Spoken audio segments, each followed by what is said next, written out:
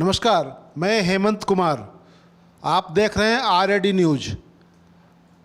अब तक की सबसे बड़ी खबर है कि बिहार के उप मुख्यमंत्री तेजस्वी यादव के खिलाफ लैंड फॉर जॉब स्कैम में चार्जशीट दायर किया है CBI ने, और इससे लालू परिवार की मुश्किलें बढ़ती दिख रही है। इस मामले में पहले ही लालू यादव, राबड़ी देवी और लालू राबड़ी की पुत्री डॉक्टर बीसा भारती जो राज्यसभा के सदस्य हैं, उनके खिलाफ चार्जशीट पहले ही दर्ज है इस मामले में, और अब तेजस्वी यादव के खिलाफ ये चार्जशीट दायर की है CBI ने, और इसका राजनीतिक अर्थ निकाला जा रहा है। RJD ने इस पर तीखी प्रतिक्रिया व्यक्त की है।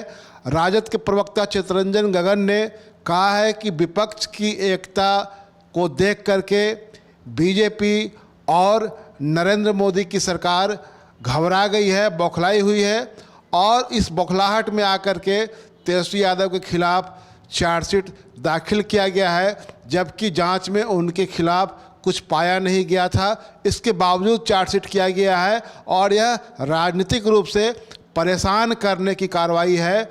दूसरी ओर बिहार के पूर्व उप मुख्यमंत्री सुशील कुमार मोदी ने कहा है कि इस चार्जशीट का विपक्ष की बैठक से कोई लेना देना नहीं है।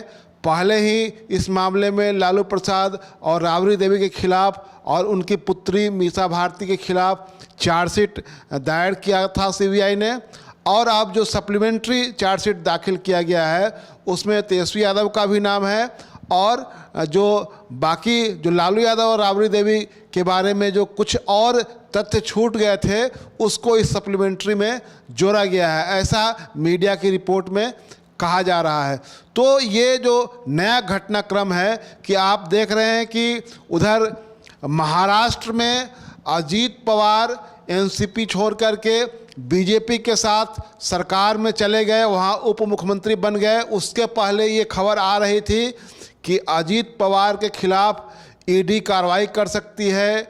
वहाँ जो ये जो पटेल हैं उनके खिलाफ कार्रवाई हो सकती है, और पहले से छगन भुजबल पहले से ही तेलगी स्कैम में वो जेल से लौट चुके हैं, और मुशर्रिफ हसन जो MLA NCP के थे और चीनी मिल के मालिक हैं, उनके खिलाफ पहले ही छापे पड़े थे ED के।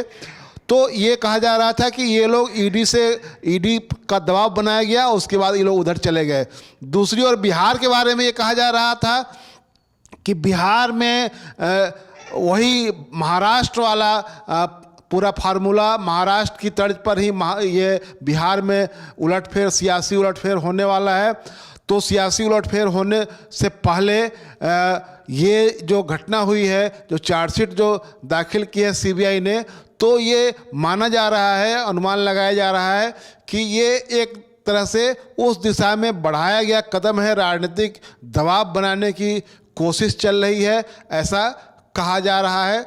जो पूरी घटना है उसके बारे में ये पता है कि जो जिस समय ये मामला है लैंड फॉर जॉब का जो मामला है, ज़मीन लेकर नौकरी देने का जो मामला है, ये मामला है जब लालू यादव 2004 से लेकर के 9 तक उस समय की UPA सरकार में रेल मंत्री थे। उस दौरान ये ग्रुप D में लगभग 9-10 लोगों को नौकरी दी गई थी, बिहार के लोगों को, और उसमें से बहुत सारे लोगों के बारे में कहा जा रहा है कि उन लोगों ने नौकरी के बदले में ज़मीन दी, और ये इस तरह की डील हुई थी। उसमें तेजस्वी यादव तो उसमें कोई लेना देना नहीं था, लेकिन ये कहा जा रहा है कि उस मामले में जो लाभान्वित तेजस्वी यादव भी हुए, और दिल्ली की फ्रेंड्स कॉलोनी में जो 1088 नंबर का जो मकान है उसके बारे में सुशील कुमार मोदी का दावा है कि वो 150 करोड़ का मकान है, और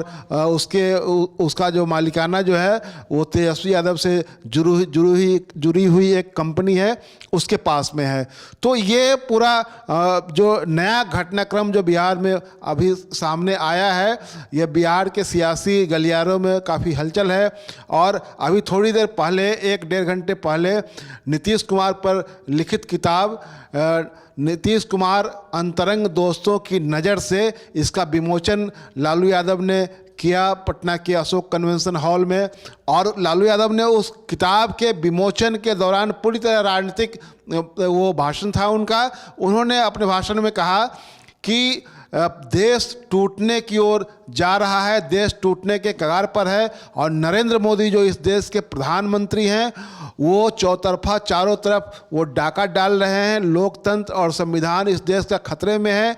वो दूसरे को भ्रष्टाचारी बताते हैं, लेकिन उनसे बड़ा भ्रष्टाचारी कोई और नहीं है।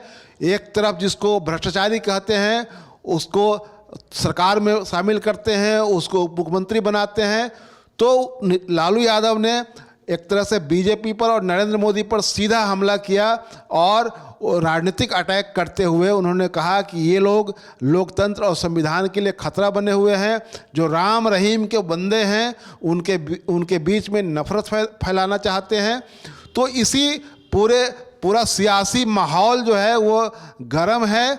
और जब लालू यादव उधर ये वहाँ पुस्तक का विमोचन कर रहे थे, नरेंद्र मोदी और बीजेपी को निशाने पर ले रहे थे, तो दूसरी ओर दिल्ली से खबर आ रही थी कि सीबीआई ने तेजस्वी यादव के खिलाफ चार्जशीट दायर किया है। ऐसी उम्मीद नहीं की जा रही थी क्योंकि जांच पड़ताल में तेजस्वी यादव के खिलाफ बताया जा रहा है कि कोई तथ्य सामने नहीं आया था, फिर भी यह चार्जशीट हुआ है।